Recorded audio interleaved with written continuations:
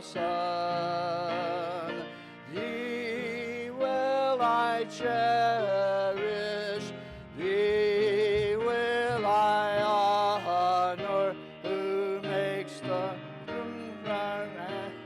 I'll get right round. Fair are the meadows, fairer still the woodlands, robed in the blooming garb of spring. Jesus is fairer, Jesus is purer, who makes the woeful heart to sing. Fair is the sunshine, fairer still the moonlight, and all the twinkling starry host. Jesus shines brighter, Jesus shines purer than all the angels heaven can boast. Beautiful Savior, Lord of all the nations, true Son of God and Son of man. Glory and honor, praise, adoration, now and forevermore be thine. All right, you may put your hymnals away. Thank you, Miss Roseanne.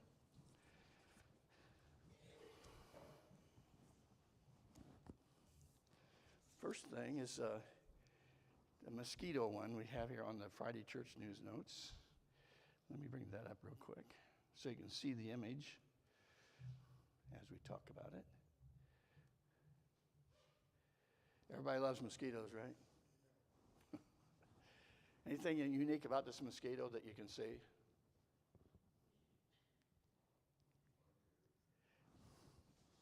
Yep. Oh, it's got the feathered antennas. So that makes it what? It's a male. Males don't take your blood. It's the females who do. Wicked females. But the male mosquito uses the juices off the leaves and out of the flowers and that kind of stuff. But the interesting thing is the feathery antenna, because that's how it listens. And when it's time to do something or get into a plant or whatever, it's able to take those little modules on you probably can't see it, but right at the bottom of the antenna, it'll reduce the water out of that, and it flattens those antennae back towards the back end of it. And then when it's ready to use it again, it makes water come back into those little modules, and it makes it work. Another sign of God's creation. While the female mosquito's antennae are difficult to see, the males look like a pair of branched feathers coming out of its head, and if it weren't for a very special feature, that large feathery antenna would make it difficult for him to fly, and that's why that he does also need to reduce them whenever he's flying, so he's more aerodynamic. Nature's full of many wonders, and that it would be easy for us to get lost in those wonders, but every one of these wonders is designed by God to lead us to the desire to learn more about him, especially to learn from his word that he wants a relationship with you through his son, Jesus Christ. I think the nature declares there is a God. The heavens declare there is a God. And of course, the Bible declares there is a God, and that God is Jesus Christ, and the only one by whom we can be saved. So that's very interesting. I got another one for you, too. How many here have ever been to Disney World or Disneyland? Oh, you, all right. Let's see if you like this one. What's that? If you turn Mickey upside down, let's see if I can get him up here. Hang on a minute.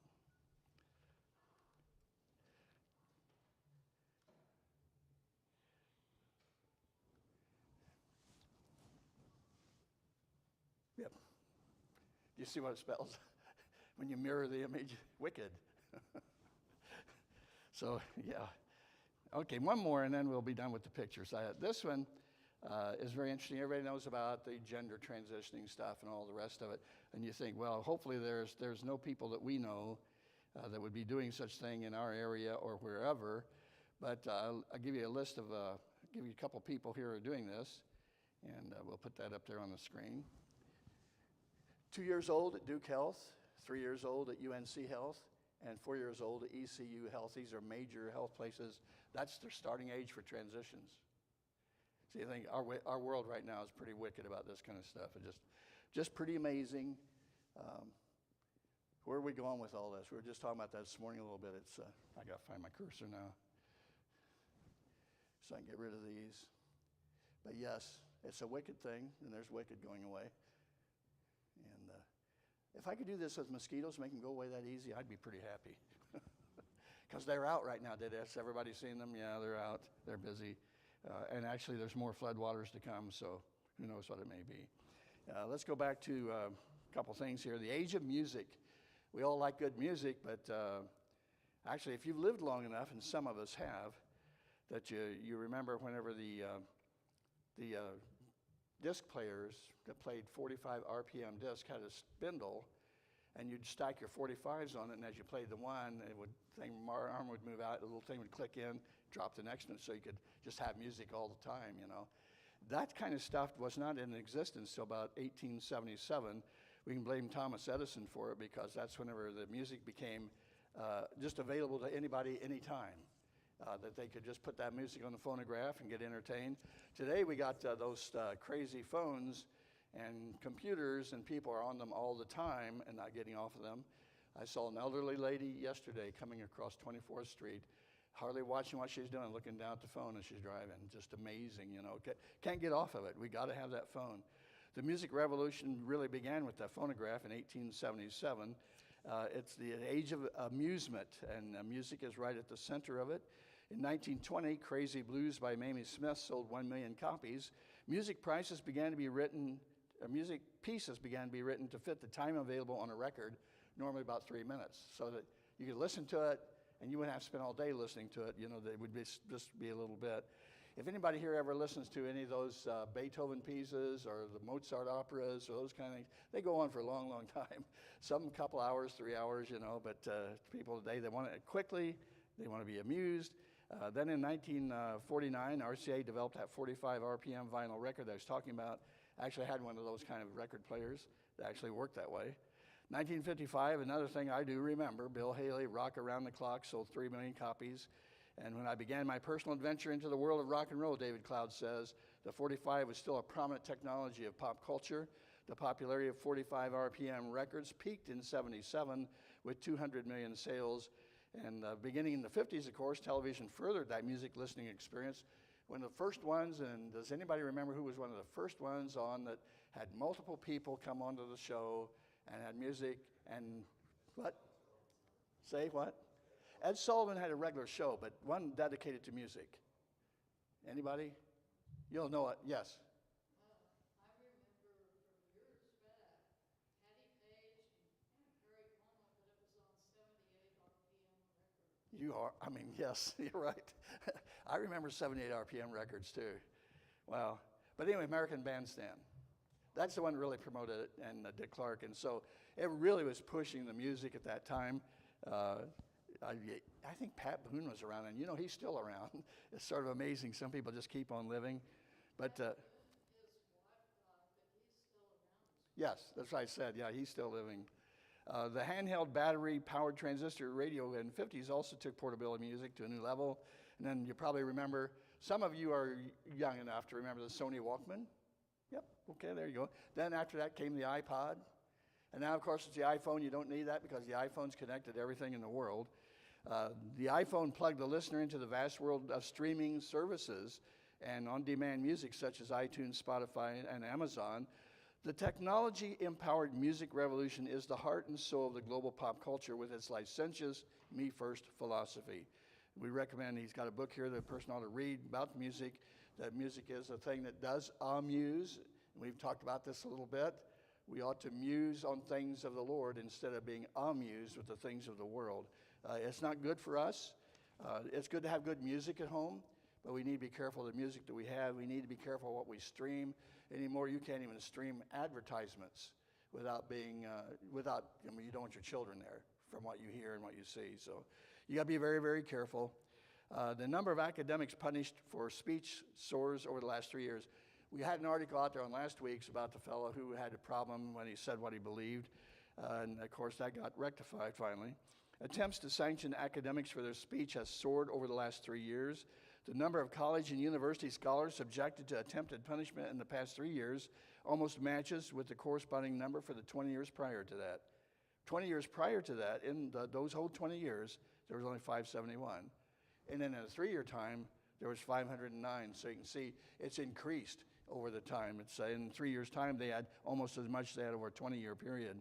Between 2017 and 2019, there were 252 sanction attempts compared to a total of 319. You say, well, what are these? Well, if you say something, then they kick you off of it. Like if you're on YouTube does not allow you to be on there if you say certain things. They'll kick you off permanently. Twitter was that way for a long time. They'd block you, you put you in the jailhouse, and then after so many of them, they would block you completely. Probably many of you remember in the 2020 election, in October, whenever the New York Post came out with the laptop story, what did Twitter do? What did Facebook do? What did YouTube do? They kiboshed it. It wasn't true. It was Russian influence. We also had 50 so-called intelligence agents come out and say it was Russian hoax. Now everybody knows it's not true, but you don't hear any apologies from anybody. They just keep going on, doing what they're doing, and expecting you to just forget about them. Here's another one. A Christian teacher was fired for opposing a homosexual book, and she finally won her case. She was a substitute teacher. The book was one that she said it was lauding those of same sex. It was showing their relationships, promoting them to these children. And she said she would not read it. She would not use it and indoctrinate her children with it. The school then, of course, fired her for that. She went to the Alliance for Defending Freedom, and they fought her case. Her termination, they said, was in direct violation of the U.S. Constitution and for urging the district to reinstate her. The one thing the district did, they said they fired her for her beliefs. So that made it a little easier to do. The First Amendment clearly prohibits them from engaging in a viewpoint discrimination or punishment of speech, or the opinion or perspective of the speaker is the rationale for judgment.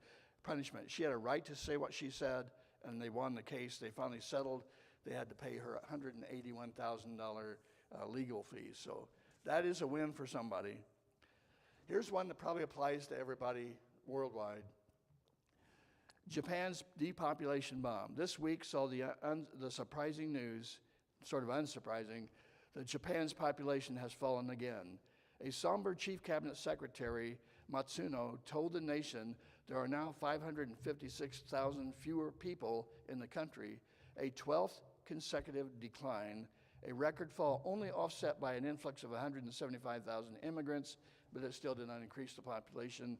For the world's third largest economy, the declining population is now treated as a national emergency. Japan is now on the brink of not being able to maintain social functions. The leader of the conservative Liberal Democratic Party now regards child rearing as one of the country's most important policies, an economic policy.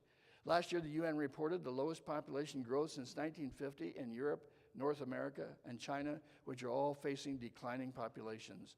By 2030, 1 billion of the world's population will be aged over 65, and there are even signs that population growth is slowing also in Africa. So it's a worldwide problem. It's a phenomenon in a way, but it's sort of expected with all the liberal ideas and liberal doctrines going on, and that two men can have children or two ladies can, they cannot.